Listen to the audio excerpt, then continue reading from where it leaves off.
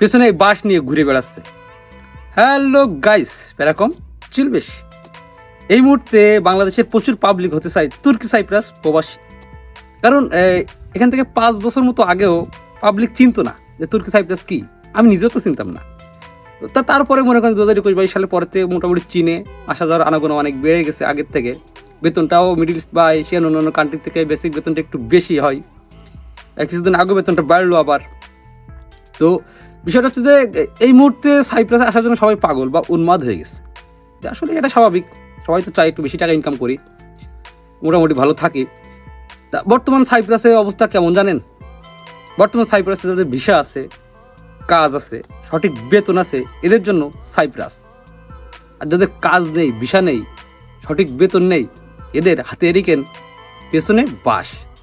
এই মুহূর্তে হাজার হাজার বাঙালি ভাই এই তুর্কি সাইপ্রাসে পেছনে বাস নিয়ে ঘুরে বেড়াচ্ছে। ঠিক আছে, কারণ আসতে সবাই এন্ট্রি ভিসায়। তো আমার কাছে একটা ছোট্ট পরামর্শ, যার কারণে আর কি কথাটা বলি যে যদি পারেন অপশন চেঞ্জ করার যদি কিছু থাকে, যদি থাকে এরকম কোনো কিছু অপশন চেঞ্জ করা যাবে, তাহলে অপশনটা একটু চেঞ্জ করতে পারেন।